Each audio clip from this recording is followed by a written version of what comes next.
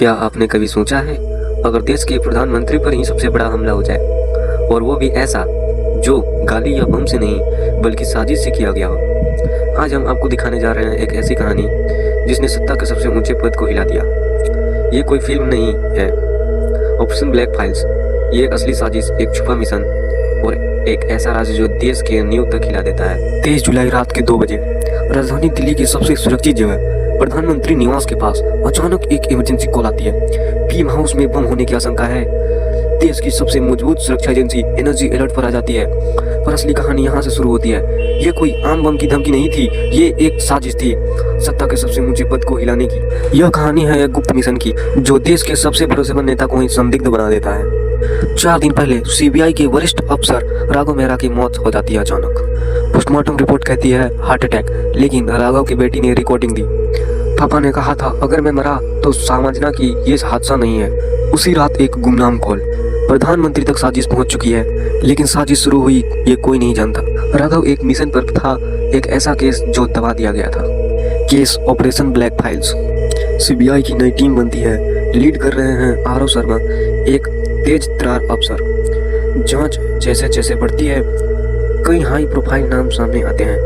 एक रक्षा मंत्री का सलाहकार, एक मीडिया हाउस का मालिक और एक नाम जो सबको चौंकाता है, प्रधानमंत्री के विशेष सचिव सौरभ त्यागी। सीसीटीवी फुटेज में साफ दिखता है सौरभ राघव से एक दिन पहले मिलते हैं और उसी दिन राघव की कार की ब्रेक फेल होती है। आरव को शक होता है कि मामला सिर्फ सत्ता का नहीं देश की सुरक्षा से जुड़ा है। और फिर एक ईमेल लीक होती है जिसमें लिखा था कि प्रधानमंत्री को कभी सच्चाई नहीं जाननी चाहिए। अब रॉ भी जांच में शामिल होती है। एजेंट नेहा त्रिवेदी जो 2 साल से अंडरकवर थी, एक इंटरव्यू में सामने आती हैं। वो बताती हैं कि साजिश बहुत पहले से चल रही थी। एक विदेशी एजेंसी भारत के नीति निर्माण को अंदर से कंट्रोल करना चाहती थी। प्रधानमंत्री का नाम इसलिए जोड़ा गया क्योंकि वो इस प्लान के खिलाफ थे और असली साजिश थी प्रधानमंत्री को हटाकर अपनी कठपुतली को लाने की। नेहा बताती है सौरभ त्यागी का संपर्क एक रूसी एजेंट से था जो दिल्ली में एक एनजीओ के नाम पर छिपा हुआ था।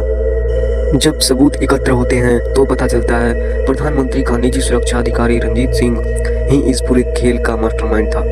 वो 8 साल के से सुरक्षा में था और 2 साल पहले से फंडिंग ले रहा था। उसका मकसद था प्रधानमंत्री को बदनाम करना, मरना नहीं, ताकि जनता का विश्वास टूटे। लेकिन आखिरी समय पर प्लान फेल हो गया क्योंकि एक शख्स ने सब सुन लिया था और वो शख्स था प्रधानमंत्री खुद। उन्होंने फर्जी बम अलर्ट खुद ही प्लान करवाया ताकि असल गद्दार बाहर आ सके। और जैसे ही रंजीत ने एनएसजी को मिसलीड किया वो रंगे हाथों पकड़ा गया। प्रधानमंत्री ने अगले दिन प्रेस कॉन्फ्रेंस में कहा हमारे देश सिर्फ बम से नहीं साजिश से भी हिला सकता है, लेकिन जब तक जनता का साथ है कोई भी साजिश कामयाब नहीं होगी। एक अफसर की मौत, एक झूठी बम धमकी और एक ऐसा खेल जो देश की आत्मा पर हमला था। ये कहानी थी ऑपरेशन ब्लैक फाइल्स की। एक अफसर की मौत, एक झूठी बम की धमकी और एक ऐसा खेल जो सीधे देश की आत्मा पर हमला था, लेकिन अंत में सच्चाई जीत गई। ये कहानी थी ऑपरेशन ब्लैक फाइल्स की, जहां गद्दारी के पीछे छिपा था सत्ता का सबसे बड़ा रहस्य। अगर ऐसी सच्ची कहानी आपको पसंद है तो वीडियो को लाइक करें, चैनल को सब्सक्राइब करें और कमेंट में बताएं अगली कहानी किसकी हो।